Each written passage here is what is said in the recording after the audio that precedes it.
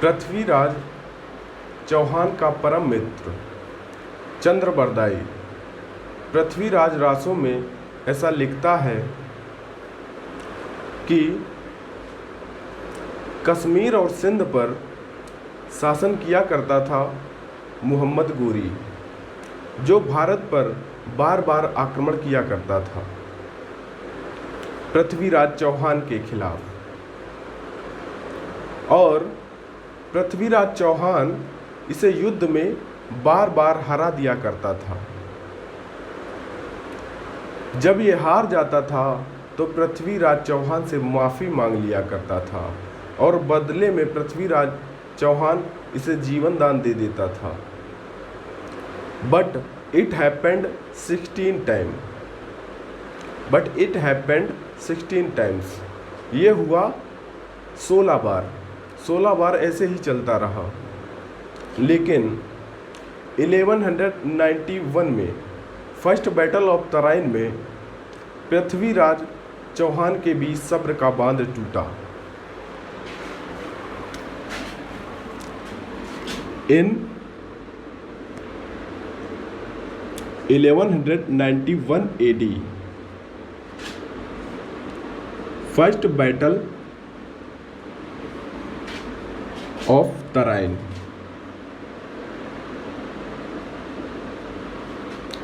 तराइन का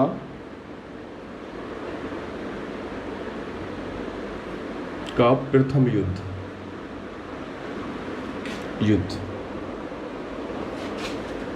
बिटवीन मोहम्मद गोरी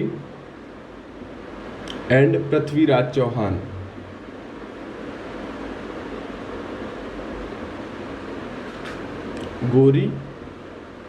मोहम्मद गोरी और पृथ्वीराज के मध्य लड़ा गया।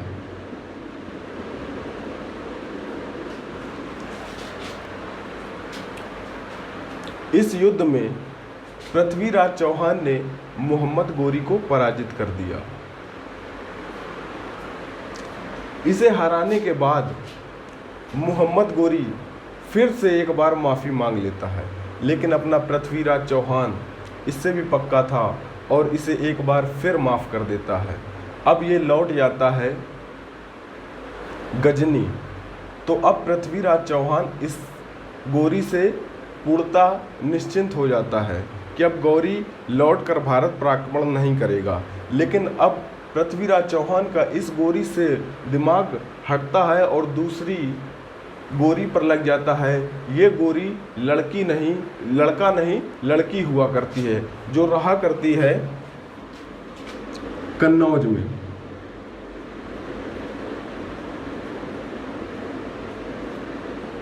कन्नौज इसी के समकालीन ही कन्नौज में चला करती थी गढ़वाल डायनेस्टी। एक डायनेस्टी थी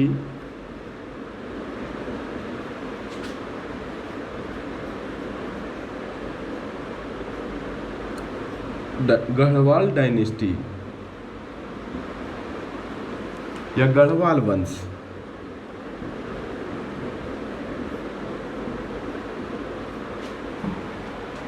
जिसमें शासन कर रहा था एक रूलर या शासक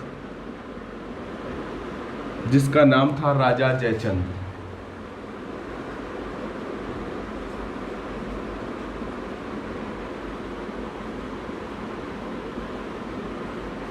जिसकी पुत्री का नाम था संयोगिता, डाटर,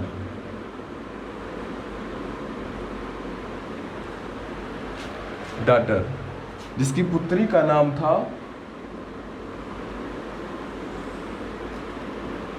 संयोगिता।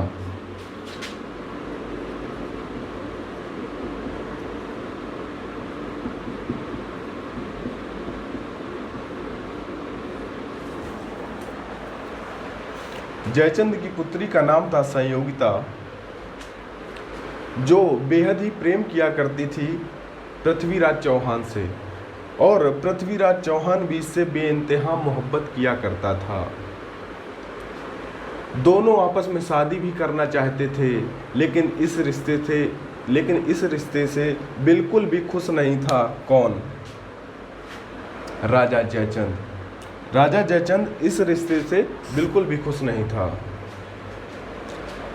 और एक बार कन्नौज में ही राजा जयचंद अपनी पुत्री का स्वयंवर रचता है। दूर दूर से सारे राजा महाराजे बुलाए जाते हैं लेकिन नहीं बुलाता है पृथ्वीराज चौहान को, और पृथ्वीराज चौहान इस बात को अपने ईगो पे ले जाता है और पृथ्वीराज चौहान अटैक कर देता है कन्नौज पे और भरे स्वयंवर से संयोगिता को उठा लाता है या संयोगिता का अपहरण कर लाता है या संयोगिता को अगवा कर लाता है और संयोगिता के साथ ये शादी रचा लेता है। इस हुए अपमान के बदला लेने के बारे में सोचता है राजा जयचंद।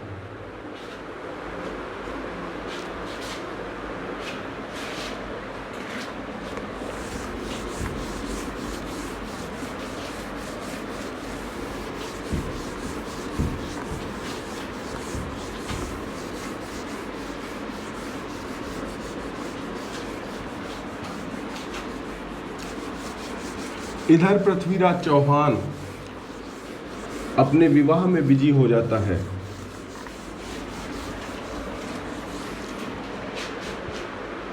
और उधर मोहम्मद गोरी स्ट्रेटजी बनाने लगता है गजनी में पृथ्वीराज चौहान के खिलाफ। और अगले ही वर्ष 1192 AD इन 1192 AD जो भारत के इतिहास का सबसे प्रसिद्ध बैटल है, इन 1192 AD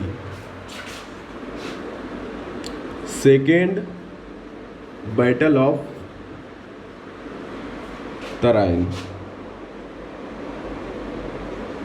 तराइन का द्वितीय युद्ध।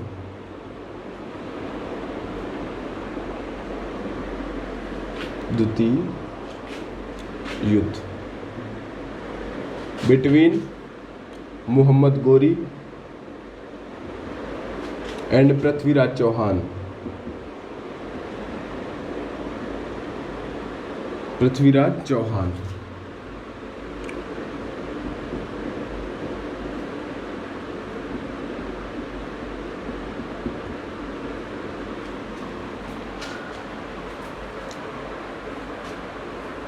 Mohammad Ghori defeated Prithviraj Chauhan and killed him, और इसे हरा करके इसकी हत्या कर दी पृथ्वीराज चौहान की। लेकिन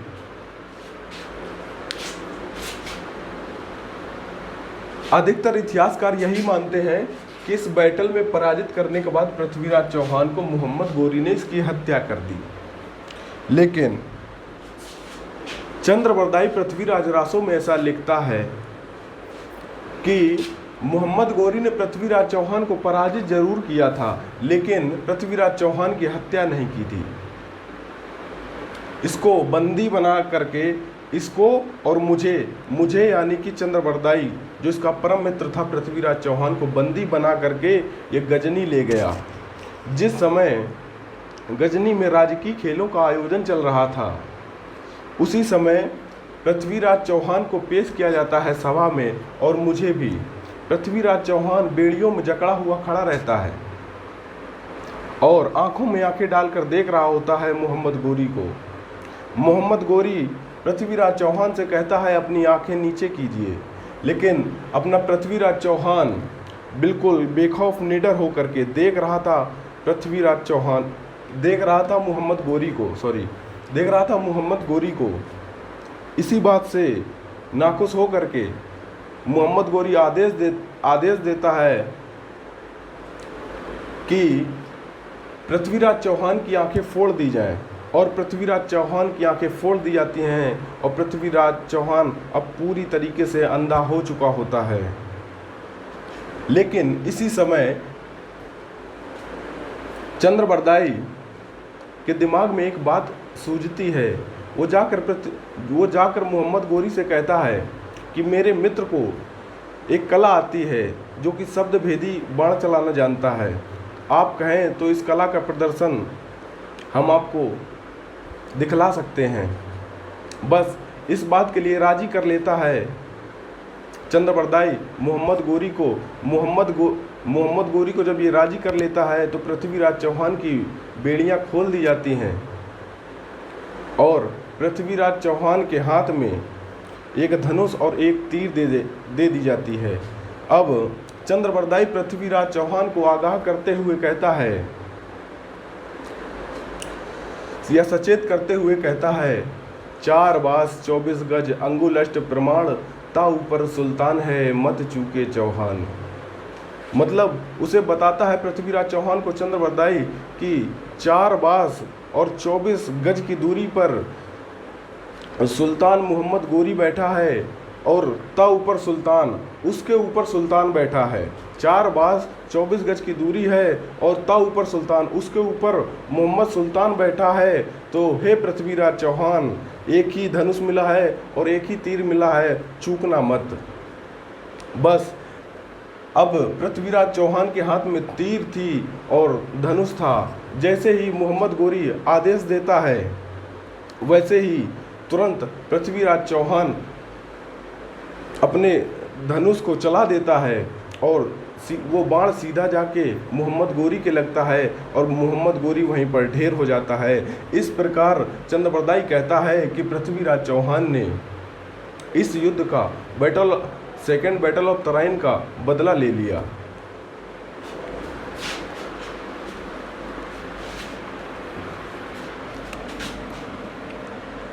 और इस युद्ध में पराजित होने के बाद ही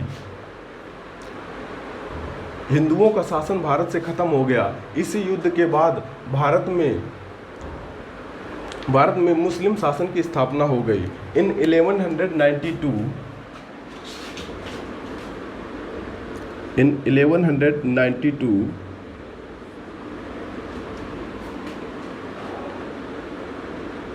he founded Muslim rule in India। इसने मुस्लिम शासन की स्थापना की।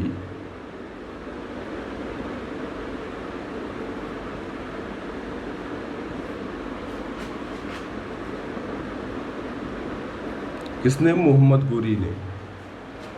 ये जो मैंने आपको कहानी सुनाई, लेकिन इस कहानी को सारे इतिहासकार इस कहानी के बारे में कहते हैं कि इस घटना की सभी पात्र काल्पनिक हैं। इस घटना के सभी पात्र काल्पनिक हैं, लेकिन हमारे एग्जाम के लिहाज से जो ये मैंने पढ़ाया है ये सही माना जाएगा। आपको यही याद रखना है। He founded Muslim rule in India। Bharat में मुस्लिम शासन की स्थापना मोहम्मद गोरी ने की।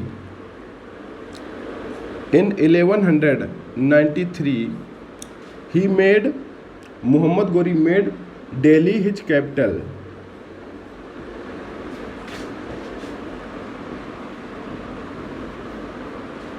इसने दिल्ली को राजधानी बनाया।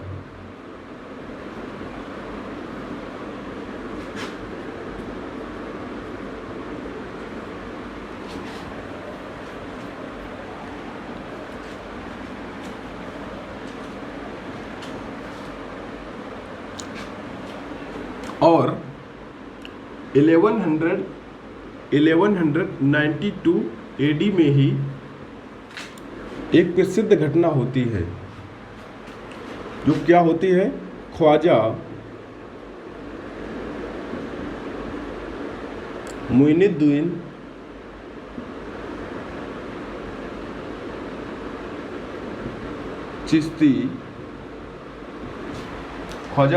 चिश्ती केम इन इंडिया। ख्वाजा मुइनुद्दीन चिश्ती का भारत में आगमन हुआ, जो आए थे मोहम्मद गोरी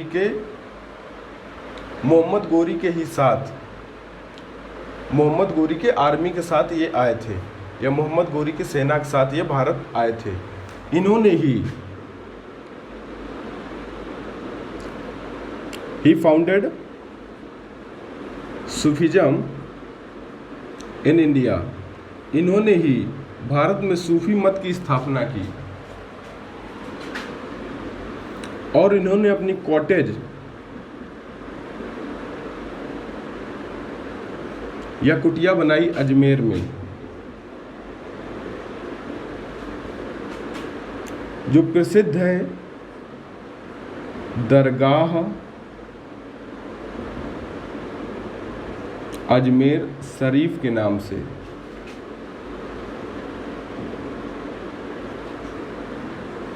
जो कि इनकी ग्रेव है या कब्र है।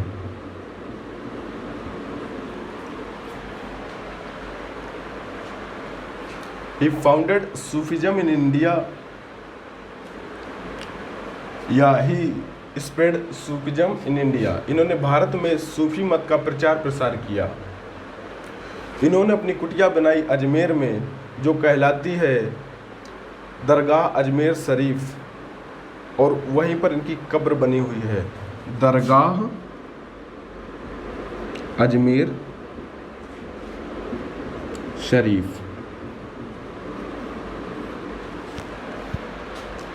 अब क्या पृथ्वीराज, क्या मोहम्मद गोरी का जयचंद रिश्तेदार लगता था? ऐसा तो बिल्कुल नहीं है। ये युद्ध जो जीता था, सेकेंड बैटल ऑफ तराइन, इसमें मदद ही की थी राजा जयचंद ने। मोहम्मद गोरी की मदद की थी जब ही पृथ्वीराज चौहान को ये पराजित कर सका था, क्योंकि भारत में मोहम्मद गोरी अपने साम्राज्य का विस्तार करना चाहता था। इसलिए अब ये अगला ही अटैक करेगा राजा जयचंद के खिलाफ। अब होगा चंदावर का युद्ध 1194 AD में, नोट कीजिए।